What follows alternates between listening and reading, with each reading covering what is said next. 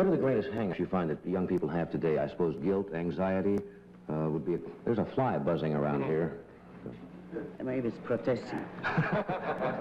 Protest? You find a lot of anxieties? That's a word that is used very often by psychotherapists today, anxiety, yes, fears, guilt. It's above all confusion, and consequently, and very often unearned guilt. Some of it is earned, all right, if people consciously do what they know to be wrong, but the more tragic thing is unearned guilt.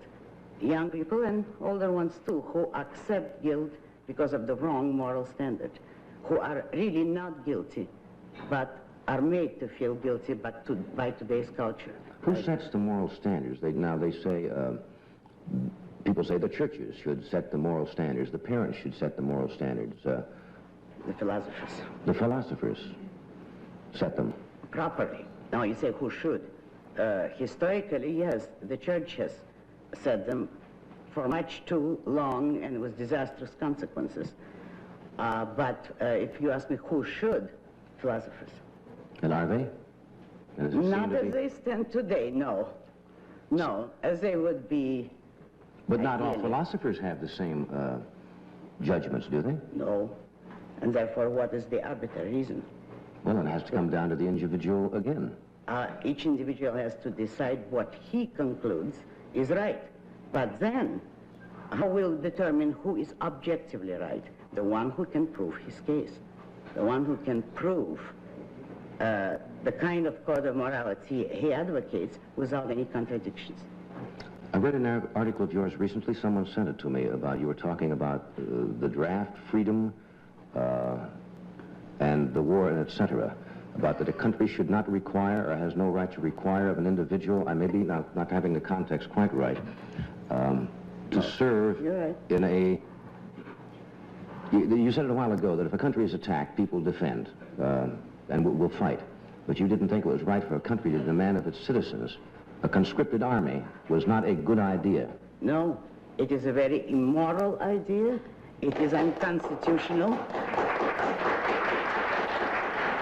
Thank you. Can we explore that a wee bit now? We got a few boos there, which is to be expected. Anytime anybody has any views that don't go according to the norm, you're going to have some antagonism, but that's why we want to talk about these things. Oh, my views will probably be the norm of the future, but not right now. You say conscripted army, an army by conscription that's drafted is usually not an effective army, that military authorities have repeatedly testified that it is not an effective army, that a volunteer army, an army of men who know what they're fighting for, speaking in practical terms, is much more effective, much better army. But first, the moral issue underlying it. I say that no single individual has the right to demand the life of another individual. Each man is the owner of his own life. That is the meaning of the idea that a man has the right to life, to his own life, not anybody else's. Well, if no single individual has the right to your life or mine, 10 million of them or 2 billion do not acquire that right by ganging up on one man. No man has the right to demand the life of another, therefore neither has a group, nor a nation, or nor a country. Men do not have the right to the life of another human being.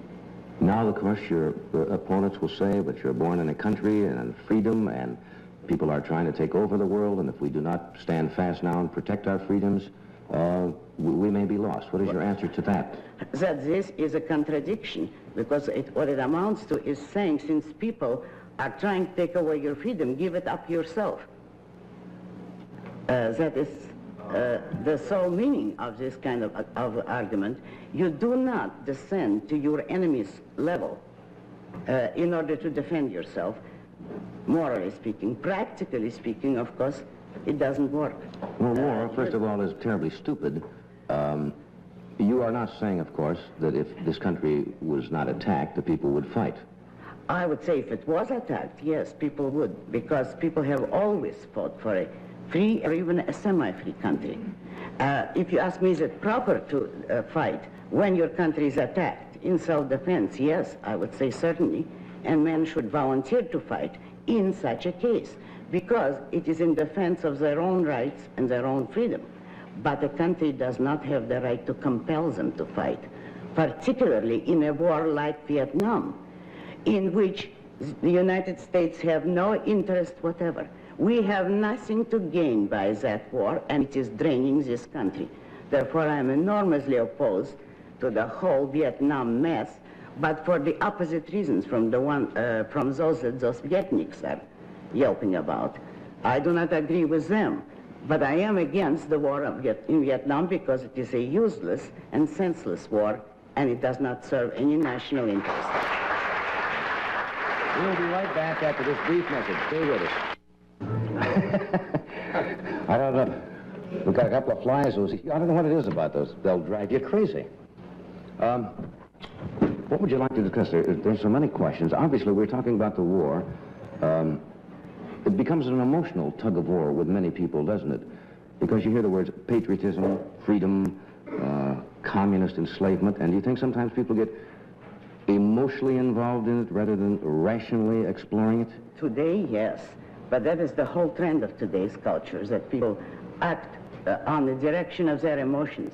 What is your answer to the people who say if we do not stay fast in Vietnam and we leave, that all of Asia will follow and eventually we will be fighting the war in the United States? I would say Asia is not the place to start opposing communism. I would say we have given up so much in Europe, where if you want to defend civilization, I say if, that's the place to begin. But strictly speaking, if we wanted to save the world from communism, it's not necessary to go to war. All what we have to do is stop helping them economically, stop building bridges to them, which have supported them for 50 years now. That country would collapse of its own evil if the semi-free world did not constantly help them. Now, you were born in Russia. Yes. You were born in now Leningrad, St. Petersburg, right. Then at the time. Obviously, you were tremendously opposed to communism, and it's what it stands for. Not for that reason. But not for that reason. No. Because of the evil of the idea of communism. I've never been particularly patriotic about Russia, because I was very young at the time of the revolution. I was 12. But the whole Russian culture, I am opposed to it. It is a mystical culture. All that I like about Russia is some of her writers and some of her music, but that's about all. I am much more American in fundamental principles than I'm Russian. You think it is possible to live, now we have existed fairly well with Yugoslavia and some of the other countries who are communistic without too much problem.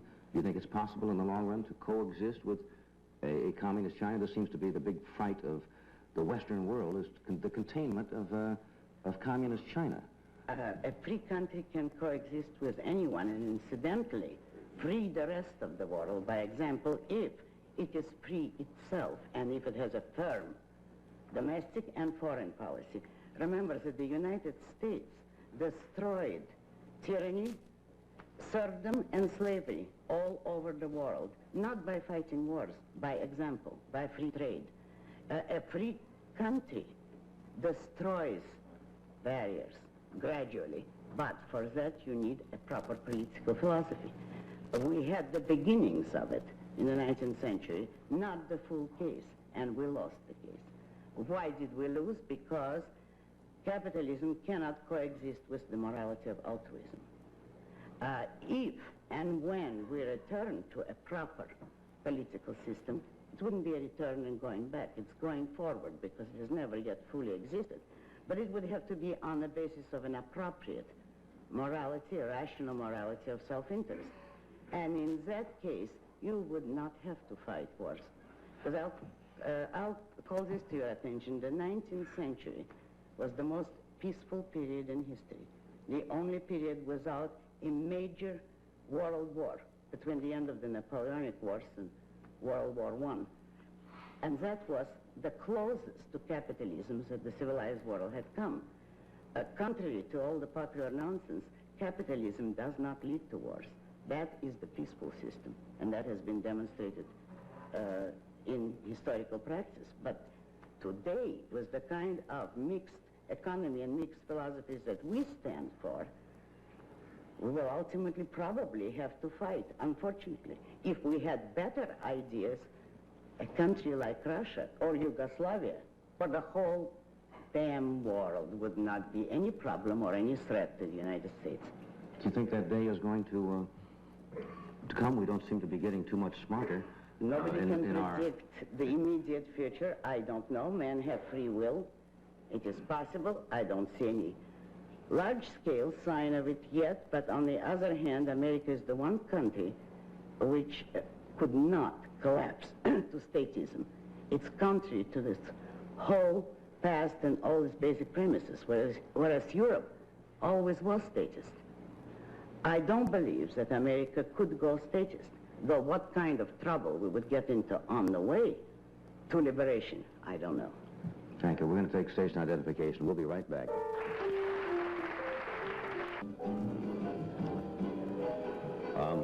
We've been talking the past half hour with Ayn Rand, and Buster Crabbe, who was scheduled to be on tonight, will be with us next week. We got talking here, and I think everybody wanted to hear what you had to say. Now, a lot of people probably do not agree with a lot of your views, and when Miss Rand agreed to appear on the show, she only asked one thing. She says, he won't attack me. And I said, no, I wouldn't do that, because I don't think it's a good idea to invite a guest on the show and then take issue with their views, or to bring somebody else on with opposing views and have them sit and yell at each other for half an hour. I'd much rather have you here and express your philosophy, and other times we've had other people on the show who may have opposing views, but I think it makes for a much easier show, and people get more information from it that way. Oh, of course. I couldn't agree with you more. This is your magazine called The Objectivist, which does explain, and we only briefly touched into your philosophy tonight. If anyone wants full proof or greater discussion, this is where they will find it, in the magazine of which I am co-editor with Nathaniel Brandon, The Objectivist. Why is it that people, we talked about, you said you were an atheist, and why does that word bring up such violent reaction from people? I think mainly by surprise. You say, I'm an atheist and I don't believe in a creator, and they're not quite willing to... I've never found many people who did believe in God, but the idea of declaring yourself to be an atheist frightens them. Really? That's going on record, huh?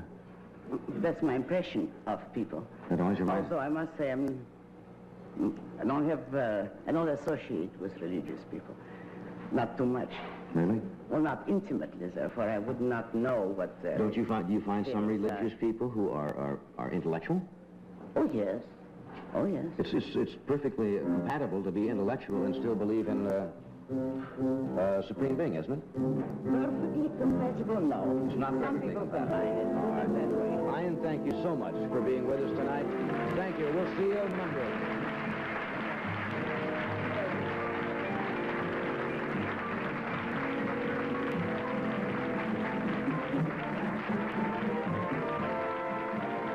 This program was pre-recorded.